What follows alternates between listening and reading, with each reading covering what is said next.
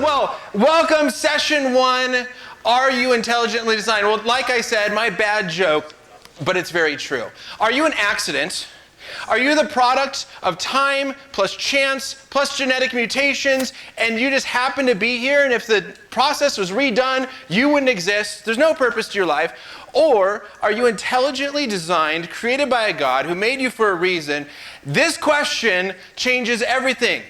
Are you intelligently designed? That's what we are going to be looking at. My name's Ryan, by the way, as I mentioned, not stand to reason. Now, I want to start off, and we're going to play a little bit of a game this morning. And here's what I want you to do. I'm going to show you a series of pictures, and you're going to tell me with each one of these pictures whether you think it has an intelligent cause, it was created by humans, or whether it has a natural cause, it was created by natural forces. Make sense? Yeah. Should be simple enough. All right, so I'm going to show you the picture, and then as a group you can just yell out natural or intelligent cause. Here we go. First picture. Intelligent. All right, now what if I was like, actually you're wrong. We got to find out how the wind and the water and the rain and everything carved these presidents' faces into the mountain. Be pretty ridiculous, right? What about this one? Natural. So you guys are saying we should not go look for the guy with a shovel that dug out the Grand Canyon? Probably not. A little bit ridiculous, right? All right, let's keep going. Let's see if you guys, how well you can do on this quiz. Intelligent, right. Now, let me stop here, because here's a main objection to intelligent design.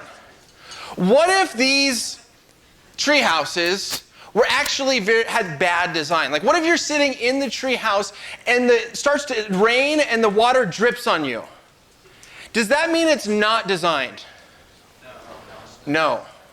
All right, so right off the bat, I want to expose one of these objections, is that oftentimes people will say that we have bad design. The human eyeball is poorly designed. The human appendix is bad design. The tailbone is bad design. All these things they'll say is bad design. And I want to quickly point out, just because something may look like it's poorly designed, it doesn't mean that there is no design. Make sense? However, what I would argue is I don't think those things are actually poorly designed. You can talk to me about that in the Q&A. I think we're finding evidence to show that that's really good design. We just didn't understand it yet. All right, next picture.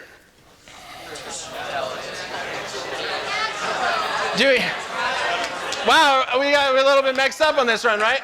Do we have any, is it called Fortniters? Do we have any Fortniters in here? Wow, a lot of hands. Are we freaking out a little bit that you're up here at Hume Lake and you can't be playing right now?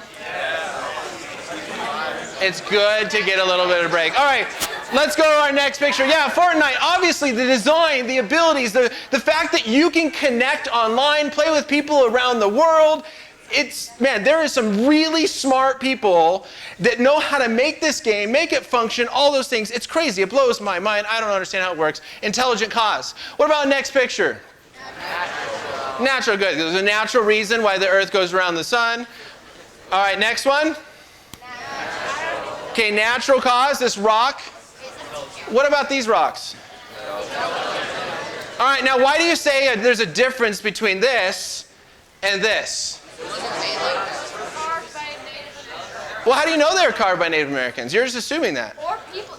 Well, how do you know they're carved by people? Did you see the person carve it? No. I have seen people carve. You have seen people carve. And maybe humans are the only one. But you don't think that just like this rock is just natural, that these just so happen to be in the shape of an arrowhead? I really don't think so. It's very unlikely, right? Now, here's the point of this one.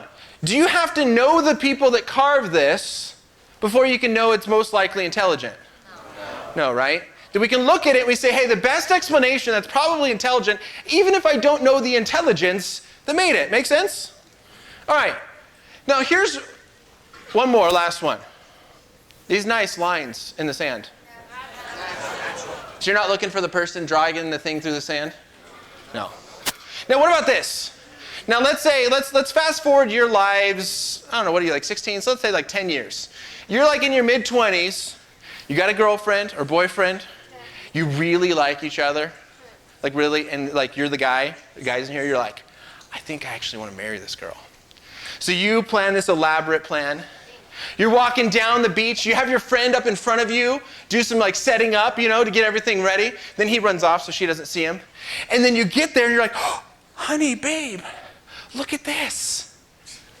And she goes, oh my goodness, how did the waves do this? Are you going to be a little bit disappointed? Yeah, your reaction, you're hoping that she's going to be like, oh my goodness, and she's going to look at you and you're going to be down on a knee and then it's all crying and tears. And yeah, you don't look at this and you don't say, man, how did the waves put will you marry me right there? When we see in messages like this, information, it's best to conclude, or it's most reasonable to conclude, that it's intelligence. Now, what we're going to be talking about this morning is this. What about something like this? What about when it comes to our universe? Because it's easy to look at Fortnite and messages and rocks and stuff and go, well, yeah, simple, intelligence. Mount Rushmore, intelligence. But when we look at this, many people say natural cause. Just the Big Bang brought everything into existence. And so we're going to look at the vastness of our universe and see is it best explained by intelligent or natural causes. And the second thing is that we're going to do is we're going to look at us. Here is me and my fiance. We're getting married in November. You know, is she just an accident? Am I just an accident? Or is there actually a reason, a purpose? Now, she can't be here, but she does want to see you guys. So is it cool if I take a quick video? How excited you guys are to be in Ponderosa? Pondy? FaceTime. I got no service. Do you guys have service for FaceTime? No. I don't. All right. Let's get this done. Video. Here we are. Hume Lake, session 1. Pondy, what do we think? Yeah. All right. There we go. All right. There we are. I'll send her. She'll love that. She'll love seeing you guys. Okay. So here's the plan. What I want to do is I want to look at 6 different things that we can see in our world around us to know, are we intelligently designed or are we the product of natural causes? Now let me make one disclaimer. This is a big worldview question.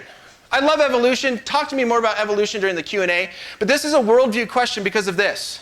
If there is no God, are we created? No. If there's no intelligence outside of our universe, then we're not created.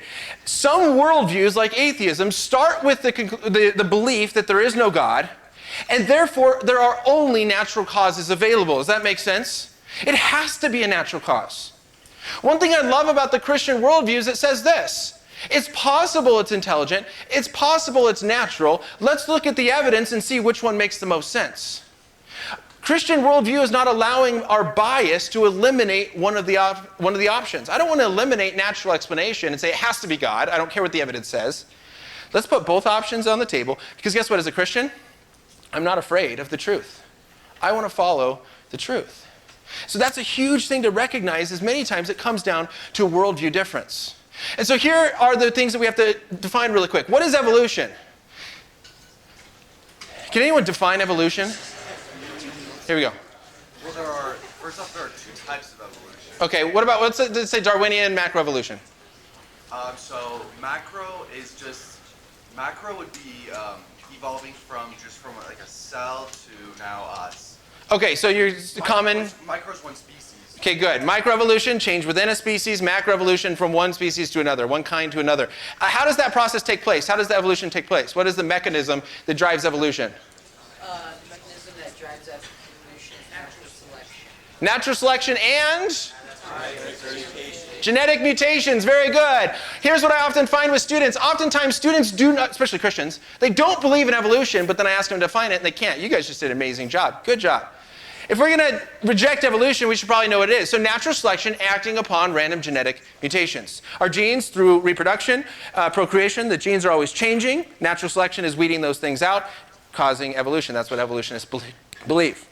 Now, our second definition we'll have to define is, well, what is intelligent design? And simply put, it's this. Intelligent design says that nature exhibits patterns that are best explained as the product of an intelligent cause or design, rather than an undirected natural process, chance, and necessity. All right, it's just to say, look, there are patterns that we see that I think are best explained by design. Now, intelligent design doesn't necessarily go as far to say God did it. It's just saying, look, I think the best explanation is design. Now, the next question is, who's the designer? Today, we're just going to look at design. Now, I have two goals in this very short amount of time that we have left. We only have about 20 minutes. I'm going to give you a blast of information. Right? 6 things in 20 minutes. Let's make it really quick. And here's the point. I don't want to just spend all my time on one thing, help you understand it really well, and you're like, I already knew that, and then you're just bored. I want to show you that there's a ton of information out there. Now, if you have more questions on that information, I'll be back here at 3:30, and you can dive deeper. You can ask me whatever you want. We'll spend a lot of time. My Q&A 2 weeks ago was like 2.5 hours. I'm here. Just take that time. This morning, I just want to show you there's a ton of information. All right? I want to show you that it's out there. My other goal is this. Hopefully, that you will become aware of the design around you, and maybe that you'll find one of these pieces really interesting. Maybe the other ones are like, that's kind of boring. Maybe one is interesting, and you'll take some time to dive more into that later. And so we're going to do a very quick overview of these 6 things. So here they are, 6 things that you can ask your science teacher when it comes to design. Our first one is design detection. Now here's what I mean by design detection. This is called specified complexity. Now here's the question. Let me stop here and ask you guys. When you were looking at those pictures, what was it that allowed you to know or best conclude that it was design versus natural causes? Intelligent versus natural? Complex to be natural. All right, complexity. Right, there's some complexity that we see. Yeah? To convey information to the creator. All right, used to convey information. Okay, good. So this is what we call specified complexity. Let me explain it to you. Here's a message. No, no, no, no, no, no, no, no, no, no, no, no, no. This is a specific pattern. N-O, N-O, N-O, N-O, N-O. But it's not complex. This is very simple, right? Maybe given enough chance, you take a cat, if it just so happens to get one paw on O and one paw on N, could get some N-Os out there. Maybe not super likely, but it's a very simple message. But it is a pattern. It is information. It's specific. Now this one, on the other hand, this is what we would say is complex. To be able to repeat this would be extremely difficult.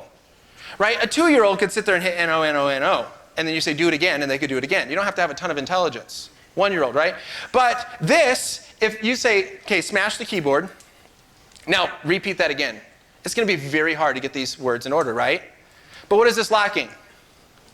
Intelligence. This is not information. This is not letting you know anything. Right? So we say, yeah, this is complex, hard to repeat, but there's no information here. It's not a specific pattern. So when we see things like this, Hume Lake is the best. We see not only is this specific, the words have to be in the right order, the spaces have to be in the right space. You start switching letters around, it makes no sense. But we say, yeah, this is also information. It is conveying something to the rest of us. Does that make sense? Yeah. So hopefully this gives you an idea of how to think about what you just saw in those pictures. The information, the president's faces, Fortnite, that sort of stuff, is very specific. It's done in a right way. And it's also very complex. Not anyone. I could never carve a president's face out of clay, rather, compared to the side of a mountain. Right? It's complex, but it's also information. It's that president versus other things that may be complex or simple, but not both. And so here's the first question. If you're talking with someone, you could simply ask them this. If nature were intelligently designed, how could we tell? What is it that could allow us to say, yeah, it's best explained by intelligence because of the complexity or the message or that sort of thing? And so that is the design detection. How could we detect design? Hopefully that gives you a thought to think about. Now, what about design in biology? Nobel laureate Francis Crick wrote, biologists must constantly keep in mind that what they see was not designed, but rather that evolved. I find this interesting. Scientists often will look at biology and they have to remind themselves, this is a non-Christian speaking, they have to remind themselves it's not designed. It's not designed. This evolved. Because our design in biology biology screams design. What are some things? We're going to look at 2 really quick. Design in biology. Well, first we have information, our DNA. Our DNA is made up of 4 letters, right? And they have to be in the right sequence, right? You start pulling letters out of sequence, you start manipulating DNA, and it's going to change who you are, right? It's our DNA differences that make us different from other living things.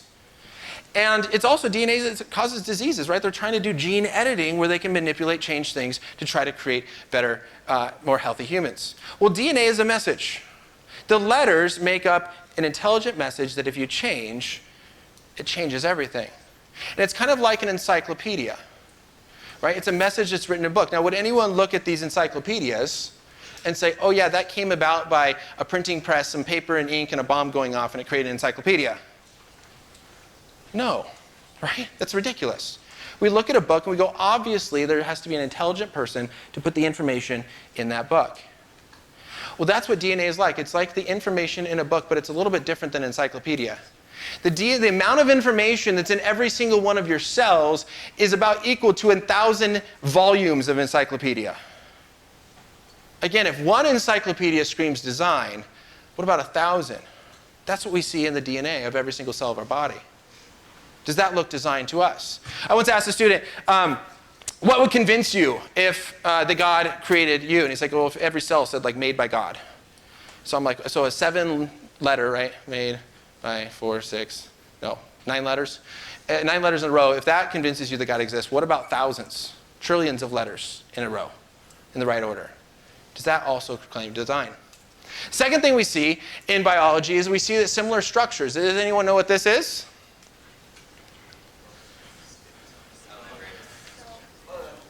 All right here, this is a bacterial flagellum. This is what causes the bacteria to be able to swim. It moves the tail.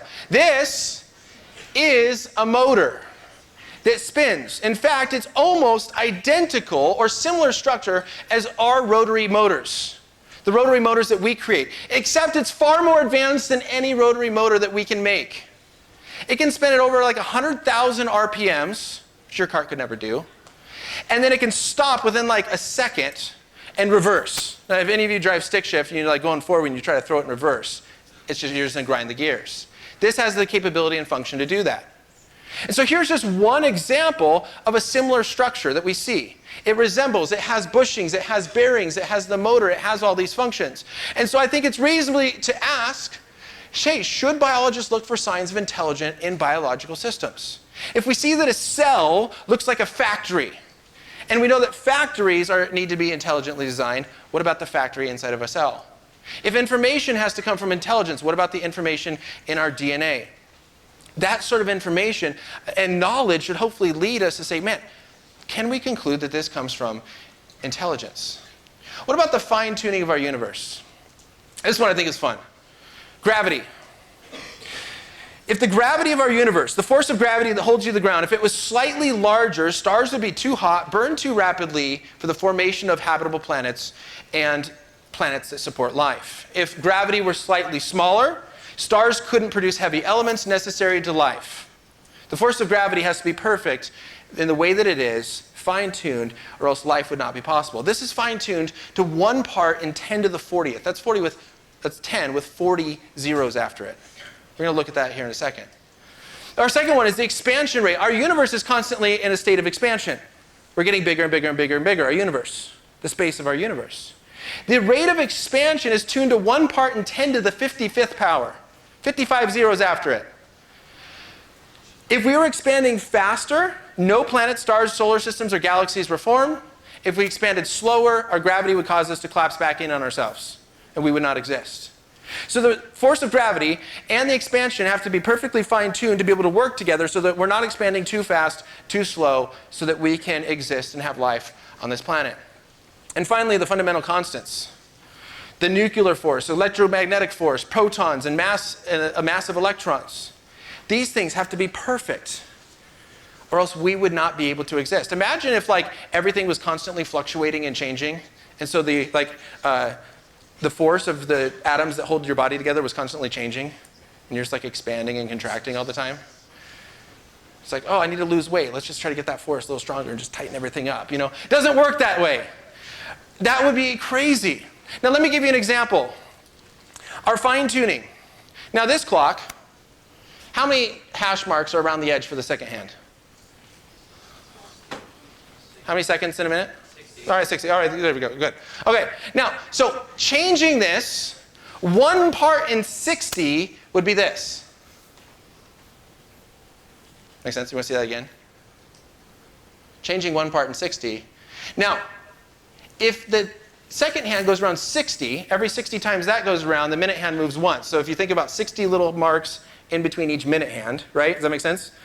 You have about 3,600 marks for the minute hand. And if I did my math right, the hour hand is going to have about 216,000 little marks going around the clock. So if you have a watch like me that's not digital, you can see the second hand move. That's changing 1 part in 60.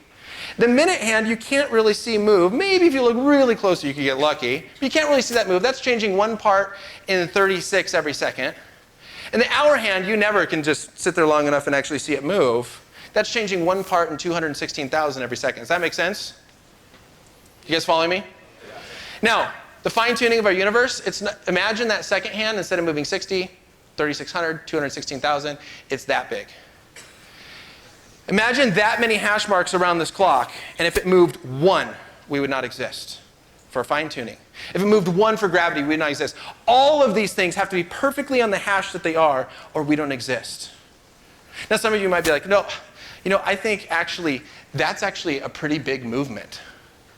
Well, I want you to imagine you're sitting in math class during the school year, it's right before lunch, and you're sitting there watching the clock, watching it go. None of you are like, oh, that's moving so fast. Please slow down. All of you go, what? Can't you move any faster? That's such a small change. Now imagine that out so much more. So that's the fine-tuning. So we look at this, we go, wow, if a clock needs fine-tuning, if the dial on your shower needs fine-tuning, if a soundboard needs fine-tuning in order for you to hear me, what about the fine-tuning of our universe? If we know that intelligence is required to fine-tune a system, can we also say that the best explanation for the fine-tuning of our universe is from intelligence? All right, origin of the universe. Here are 2 super smart scientists. Stephen Hawking no longer is alive. He says almost everyone now believes the universe and time itself had a beginning at the Big Bang. I want you to see 2 things. The universe, all the material stuff, all the space came into existence at the Big Bang, and all time. Before the Big Bang, there was no time. No time, no space, no matter. Nothing in existence before the Big Bang. Nothing physical, nothing out of space, nothing out of time, nothing out of matter. So 2 quick questions. Based on this, what makes the most sense? That nothing created everything, or something out of nothing, or that someone who is timeless, spaceless, and immaterial created everything out of nothing. Nothing doesn't create. Nothing does nothing. You need intelligence to create. So if all time, space, and matter started at the Big Bang, there has to be something timeless, spaceless, intelligent that has the power to create. Sounds a lot like God. Timeless, spaceless, powerful, intelligent. So I think we can say here, well, what makes the most sense? Since something cannot come from nothing, is it legitimate to conclude that a designer made our universe? Can Christians really believe in the Big Bang? I think so. The privileged planet. This one's interesting. Here's a vanilla cake. You guys like vanilla cake? All right, here's a vanilla cake. Now, in order to get a vanilla cake that is edible, you need the right ingredients, right? So you got, let's see, what are the ingredients? Half cup cake flour, tablespoon baking powder, unsalted butter, large eggs, salt, sugar, whole milk, vanilla extract, and a whole lot of love. If you don't put love in a cake, it's just going to be disgusting. Now, if you alter this, it becomes unedible. If you have way too much flour, way too much salt, or no love, you have an unedible cake. You have to have the right ingredients for this cake to be edible and delicious. The same is true for our planet. Just really quickly go over these.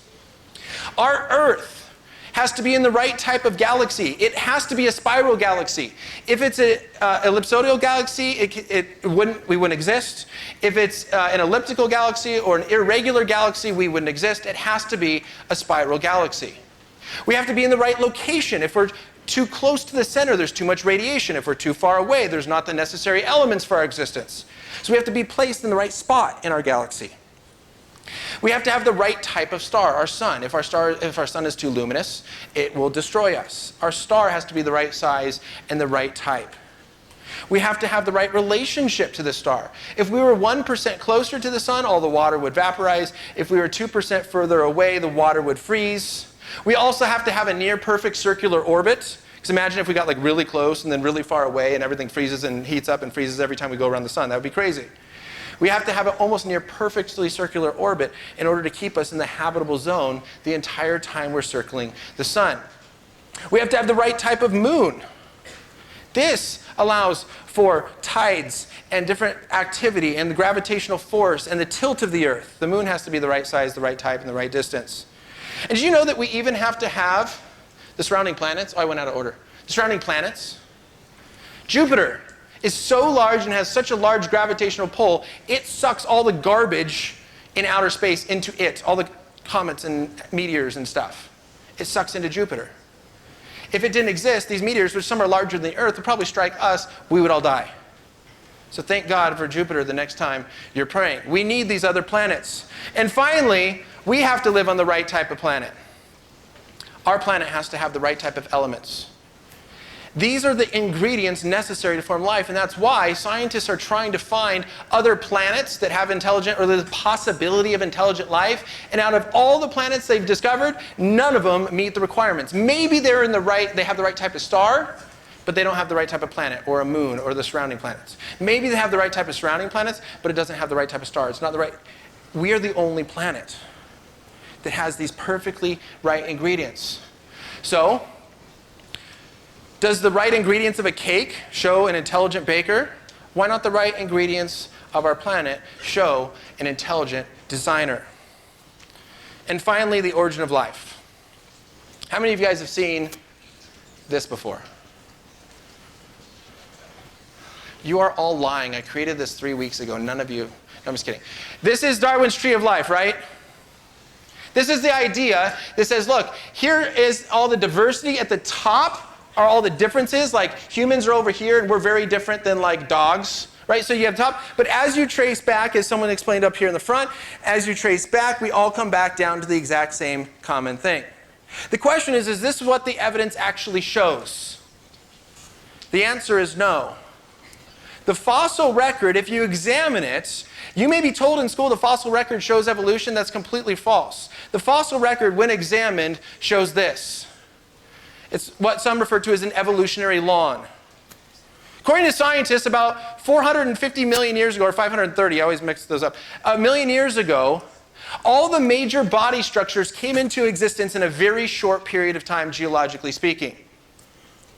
Things seemed to just kind of, these body structures, these body plans, these animals seemed to kind of just come into existence. And there's no record of them in the fossil record before. It's called the Cambrian Explosion. And it shows that, look, when they come into existence, they leave existence, they go extinct, very close to where they came into existence. There might be small changes within the kind, but that's what we just talked about, microevolution. Small changes, but they stay within a species. And so our final thing right here is this. We'll have to skip that. We'll watch it if you want to see it this afternoon. Is the origin of life best explained by slow genetic changes or by intelligent design? So, I just overwhelmed you probably.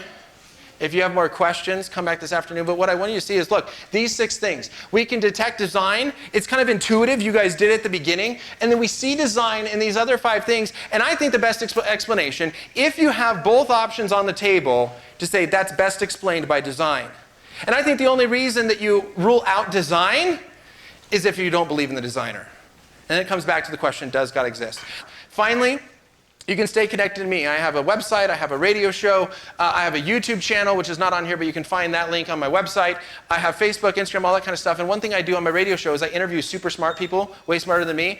And I post on Instagram who I'm going to be interviewing and allow my followers to ask questions that then I use in the interview.